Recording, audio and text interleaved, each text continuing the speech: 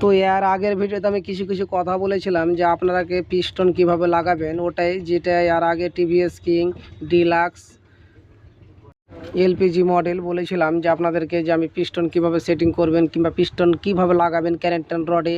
তো ক্যানেক্টর রডের জায়গাটা যেটা ফাঁকা আছে ওখানে কাপড় ভরে দিবেন আর এখানে মোবিল টোবিল দিয়ে কিন্তু আপনারা ফিট করবেন।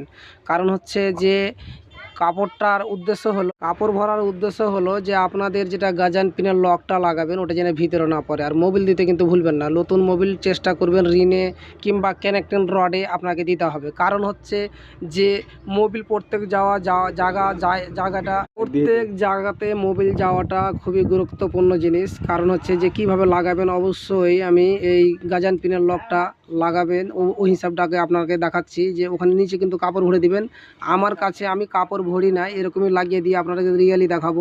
আর শুরু থেকে শেষ অবধি দেখবেন, ভিডিওটাকে বেশি বেশি করে শেয়ার করে দিবেন। আর চ্যানেলটাকে কেউ সাবস্ক্রাইব করে না থাকলে অবশ্যই সাবস্ক্রাইব করে নেবেন, নিত্য নতুন ভিডিও প্রতিদিন পাবেন। তা আশা করি ভালো থাকেন, সুস্থ থাকেন। দেখতেই পেলেন কীভাবে কাজ করলাম। সকলকে ধন্যবাদ।